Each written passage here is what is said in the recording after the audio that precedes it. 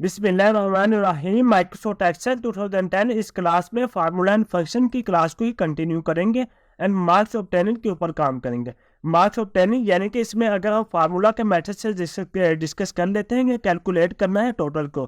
Calculation total का मतलब कि आपने अपनी कोई भी जो वैल्यू है, गिवन वैल्यू हो जो है, इनको आपस में जमा करवाना है। जमा करवाने के लिए आप इधर फार्मूला इस्तेमाल कर सकते हैं। एक चीज़ इधर आप अपने माइंड में याद रखनी है कि formula and function always start with an equal sign. कि आप जब भी एक्सेल में कैलकुलेशन करेंगे, फार्मूला पे या फंक्शन पे काम करेंगे, दोनों हमेशा जब आपने स्टार्ट करने हैं, इनकी स्टार्टिंग कहाँ से होगी? With an equal sign. Equal sign के बगैर आपकी स्टार्टिंग यहाँ पे नहीं होगी। अब जब यहाँ पे फार्मूला एंड फंक्शन स्टार्ट करेंगे, पहले क्या इंसर्ट करेंगे? इज एन इक्वल का साइन। अब जरूरी नहीं कि एक्सेल में काम करते वक्त वैल्यू आप एक्सेल की शीट से ही लेंगे। वो वैल्यू आप कहीं से भी पिक करवा सकते हैं। वो वैल्यू आप मैन्युअली भी इंसर्ट करवा सकते हैं। लाइक मैंने कहा 3+3। इट मीन्स एक्सेल को मैंने डाटा प्रोवाइड किया with equal sign. Equal sign का मतलब, इसका मतलब फार्मूला स्टार्ट हो गया। एंड 3+3 का मतलब कि आप 3+3 जमा करवाना चाहते हैं, तो इस तरह से आपको रिजल्ट मिलेगा। अगर मैं इधर आके सिंपली 3+3 ऐड करता हूँ, तो माइक्रोसॉफ्ट एक्सेल इसको एज अ नंबर डील करेगा या एज अ टेक्स्ट डील करेगा। ये इसको एज अ फार्मूला या फंक्शन डील नहीं करेगा। तो जब मैं इज इक्वल का साइन पहले इंसर्ट करवाऊंगा, तो इट मीन्स आपका ये फार्मूला एंड फंक्शन स्टार्ट हो गया।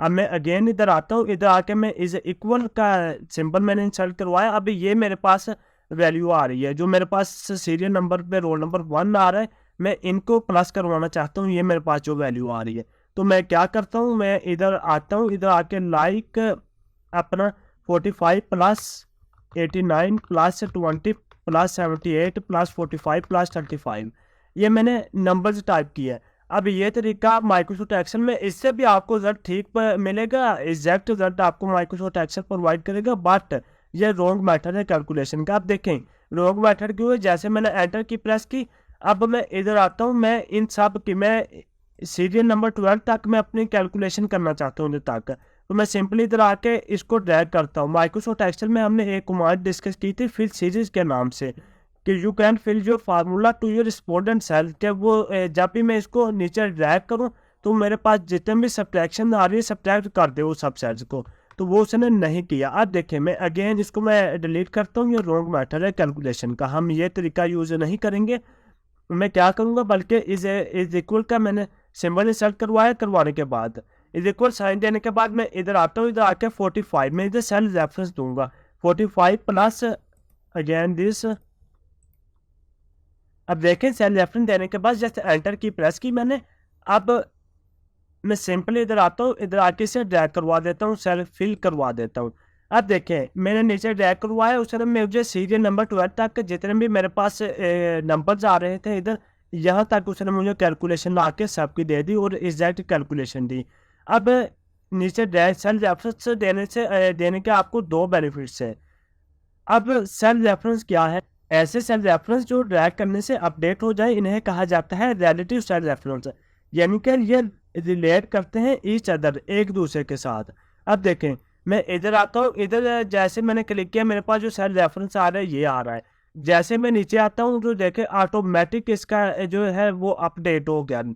यानी कि अब मेरे पास C7 नहीं बल्कि C8 आ रहा है। अगर मैं इधर आता हूँ, तो देखें आप ऊपर आकर नोट करें C7 आ रहा है। जैसे मैं नीचे आता हूँ सीरियल नंबर 2 में, आप देखें अब मेरे पास C8 आ रहा है C7 की बजाय। अब मैं इधर आता हूँ, अब देखें मेरे पास C12 आ रहा है। यानी कि ऑटोमेटिक उसमें सेल रेफरेंस जो है वो अपडेट करवा दिए। तो इस तरह से आप कैलकुलेशन कर सकते हैं माइक्रोसॉफ्ट एक्सेल में।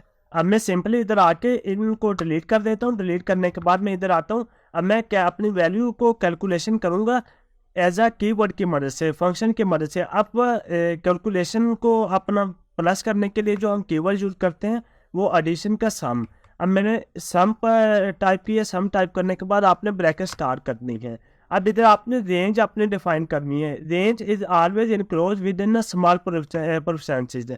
अब इधर आके आपने अपनी रेंज डिफाइन करनी है। लाइक ये मेरे पास रेंज आ रही है, मैंने अपनी रेंज दी। रेंज देने के बाद मैंने bracket close and just enter की प्रेस करें और सिंपली इधर आए। इधर आके इसे ड्रैग करवाएं इस तरह से। आप देखें इस तरह से भी आप माइक्रोसॉफ्ट एक्सेल में वैल्यू को प्लस करवा सकते हैं।